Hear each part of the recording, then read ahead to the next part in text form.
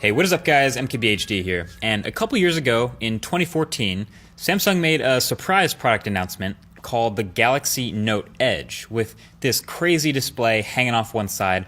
And for a random unexpected phone, it got a lot of attention. Since then, that product has evolved again and again into Samsung's entire flagship lineup, which brings us to the Galaxy S8. So this new phone looks awesome, and that's its hallmark headlining feature, is how good it looks and how well it's designed. And then of course, being a flagship, it has all the bleeding edge specs inside and the hardware you'd expect from a premium Android phone. So is this the complete package, like the ultimate smartphone? Almost. It's almost there. So let me start by saying I love this phone's build. Like pretty much everything about the outside of this phone is premium and well built and awesome. The display up front sort of melts over both sides, and it does so smoothly into the back frame, while last year's phone did it more sharply. And if you want to talk about modern or about the future of smartphone design, this year has been a shift to these really tall displays, making these slightly taller candy bar shaped phones. Now the best part of these super thin bezels on all sides is that the footprint of the phone shrinks a lot. So the 5.8 inch and 6.2 inch displays respectively on the S8 and S8 Plus don't feel like huge phones, even though they have huge screens. In fact, the S8 I think is a great size because it's so narrow. I might have big hands, but I think even anyone with regular hands can reach across to the other side of this display. Just maybe not all the way up to the top. And I think the best indicator for this is the fingerprint sensor. Obviously there's no more room to put it up at the front of the phone, so they moved it around to the back, but instead of putting it somewhere in the middle of the back, they put it right up there next to the camera. Now with most back fingerprint sensors, they're a little lower on the phone for reachability. Just the way you hold the phone makes it easier. Now I think the top fingerprint sensor might look a little bit better in some cases, but it is definitely harder to reach. Even with my larger hands, I legit dislike this location. I hold the phone with my right hand, so I'm reaching the maximum distance up and over across the phone, over across the camera with my finger, and often I don't quite make it, or I touch the camera glass instead, or I only partially cover the fingerprint sensor and the reader doesn't unlock, it doesn't work. So this is through a week of using the phone. I'm sure I could get used to it eventually, but for most people this just makes it a two-handed phone, and then you can end up just using the phone with two hands all the time. Now to be fair, the glass over the camera actually does a good job deflecting smudges that come from errant fingerprint unlocks, but honestly a clever way to get past this is with a case, or better yet, a skin actually. So this is the skin from Dbrand, and not only is it better for gripping this all-glass phone, but the tiny depth difference actually lets you better distinguish the fingerprint sensor from the camera on the back. So fun fact, highly recommended. Either way, Samsung's word on this is now they provide you with a bunch of other ways to unlock your phone biometrically that don't use a fingerprint sensor, mainly being the iris scanner and the face unlock. Now I didn't expect to like this answer, mainly because the face unlock can literally be tricked with a picture of you, so that's no good. And the iris scanner usually requires you holding it up at a weird angle that you don't normally hold your phone, which is a little awkward. But this iris scanner, I think it might have a wider angle lens, or the sensor is improved. Something about it is better because I don't quite have to hold it up at that awkward angle anymore, and it does a pretty good job of unlocking my phone when I'm not like trying to. I set it up, I didn't expect to use it, but a lot of times I just hold the phone up and start using it and it would unlock for me. So that actually turned out to be a pleasant surprise. Either way, aside from the awkward tallness of the phone and the fingerprint sensor, the Galaxy S8 is the best industrial design of any smartphone in a long time in my opinion. Even though there are other phones out now and coming soon that do the tall display, thin bezels thing, you still gotta add on all metal and glass, still has expandable storage through a micro SD card slot, still fully water and dust resistant, IP68 certified, so you can spill water on it and it's cool. It still has USB Type-C with quick charge, still has wireless charging, still keeps the headphone jack, and the speaker is below average and downward facing. It might be the worst part of the phone's build, but that comes with the territory when there's no room on the front and you kind of want to water seal your phone. So back to the screen. It's incredible. It is, I would say, the best display on any smartphone. Again, it gets extremely bright, so it's visible outdoors or whenever, and it's an OLED, so of course it has fantastic color and contrast ratios and dynamic range, and it's super high resolution too. We're talking 2960 by 1440 on both phones actually. So all that makes for an awesome media experience, a great web browsing experience, and great scrolling through Twitter and Instagram and seeing a lot of stuff at once experience, and all of Samsung's software obviously supports it perfectly. Now, not every app in the App Store fills the display right now, right out the box. Like a lot of games especially will have to be updated or may just never fully support that, so you'll either have the black bars on either side or you can punch in. And of course, most videos also aren't in this aspect ratio either. So when watching a video, you'll get the black bars as well, unless you hit the button in the software to punch in a little bit, but then you lose some of the frames. So it's kind of your call. It's give a little, take a little for the slightly taller display. But overall, I'll take it. I think the screen is awesome, and with its curved edges and curved corners, I'm a fan. And then there is the inside of the phone. And since this is a flagship, Samsung is again pushing things to the highest end of what's available, except for one particular area.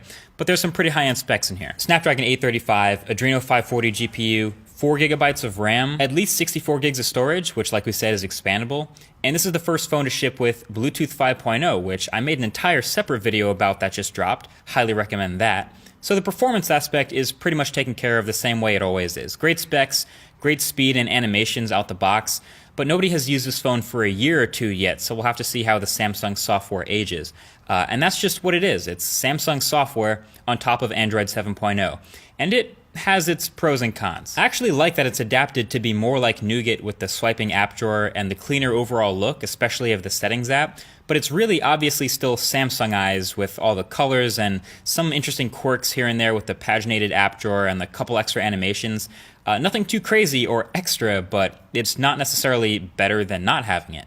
The Edge screen has gotten better. There's now a couple features like from the Note with Smart Select and the GIF Maker where you can select part of your screen to make an animation or even take round screenshots, all kinds of stuff that we didn't have before. So, there's interesting stuff you can put in there. I really like the extended screenshot feature where you can take a screenshot, but then it gives you the option to scroll down and extend that as much as you want. So I'm really glad that made its way back into this phone. But yeah, overall, it's familiar to anyone who's used a Samsung phone in the last 2 or 3 years, both aesthetically and functionally. Now, one of the biggest new features in the software department of the Galaxy S8 is called Bixby. You may have heard of it. It's the virtual assistant that's built for this phone that just does a lot of what Google Assistant does. Now, the circumstances surrounding it are interesting because Samsung put a dedicated button on the side of the phone just for launching it, a Bixby button. Now, a lot of people didn't like this for fair reason, whether they didn't like Bixby or didn't want it, so they found a way to use an app to remap the Bixby button to do whatever they want. Probably should have been in the Samsung settings in the first place. You can make it the default for the button, sure, but in regions where people don't use Bixby or Bixby is not supported or language support's not there yet or it's incomplete, let them go in the settings and remap it to whatever they want. It could be a legitimate, useful, separate feature. Well, yesterday, Samsung actually patched that up and blocked any remapping of that button at all on the Galaxy S8. So it's definitely now just a Bixby button. So understandably, again, people got kind of angry about that. Nobody wants accidental triggers of the app they want to never use. But a couple of people were asking, well, hey, what if Bixby is actually really great? What if Bixby is amazing? What if it's better than Google? So I gave it that chance. I didn't remap my Bixby button, and I was using Bixby alongside this phone for the past week. And I'll give you that. So first of all, the voice feature is not activated yet, and it won't get added till later this year. So that's a pretty rough start. But aside from that, it does show you some cards, your gallery, your upcoming calendar events, maybe some weather, some frequent contacts. But then that pretty quickly devolved into a bunch of Samsung apps like themes and wallpapers and Flipboard and a bunch of stuff I don't use. So really it's working in catch-up mode to be able to do all that Google does with Gmail and navigation cards and flight status and all that. Now, the one place it did do some interesting stuff is in the camera app. In the viewfinder, there's a Bixby button that if you press it, it can recognize images in the viewfinder and search for them. Whether it's images or if it's a product, it will get you Amazon search to maybe buy it. I've seen Google Goggles try this a couple years ago, and with Bixby, it was about the same, pretty hit or miss. Sometimes it would get it, and it would be pretty useful, especially when there's a lot of text to it that it can recognize. It just searches that text, so it makes sense that it would work there. Other times when I thought it might get it, nothing came up or it got it wrong. With this Bluetooth speaker, for example, sometimes it got nothing, sometimes it thought it was a baseball hat. I don't know, not sure how to get it to work better, but no dice. So aside from this biggest new software feature being kind of a swing and a miss on this phone, I'm totally fine with the software on the S8. It's cleaner, it's much more refined, it's out of the way, I like it.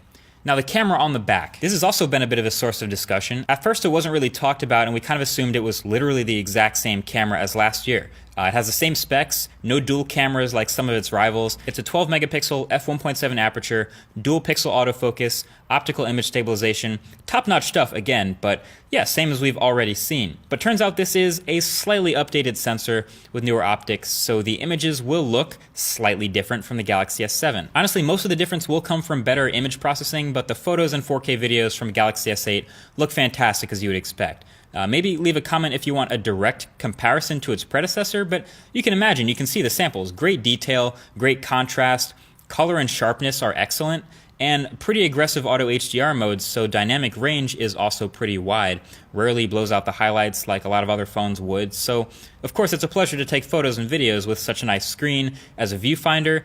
We often say the best camera is the one you have with you. I think this is no exception with this phone. It'll be one of the best cameras you can put in your pocket again this year. Now, battery life is one area where I would have wanted just a little bit more. Now, this is Samsung we're talking about here, and they just had one of their phones last year literally start exploding when they tried to push the battery to the limit, so I almost can't blame them for playing it safe this year.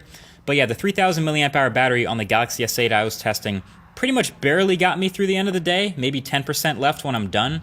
And to be fair, I'm pretty heavy on it. I use it a lot, bright screen, lots of video watching, taking pictures, etc. for the review. But there are phones with definitely better battery life, as I suspected. The upside, though, is that it charges ridiculously fast. I had a night where I went to sleep with 22%, and I woke up in the morning with 8%. So that's pretty terrible standby time, and I was gonna start the day with the battery dead, but I threw it on the charger for about an hour, left with 100% battery, no problem. So you kind of pick your battles there. Samsung just played it safe with the battery. So at the end of the day, the Galaxy S8 is awesome. And it's so Samsung that this project was born from the crazy like back burner pet project that was the Galaxy Note Edge. And now every phone like this has this crazy Edge display. And I'm glad they keep doing that stuff. And you gotta give Samsung credit for making a phone that can stand out for how good it looks in an era, well, this little mini era where so many phones are accused of all looking the same. This one actually does stand out in a pretty awesome way. And I like that a lot about it. There may be little things you don't like about it, little unmappable buttons, little software quirks here and there. Maybe the speaker's not the best, but as a complete package, this is an awesome phone. I recommend it. I've said the word awesome so many times, you probably can understand that I like this already, and I'd recommend it. I'll have links below for other stuff you want to check out, but that's pretty much it. Thank you for watching. Talk to you guys in the next one. Peace.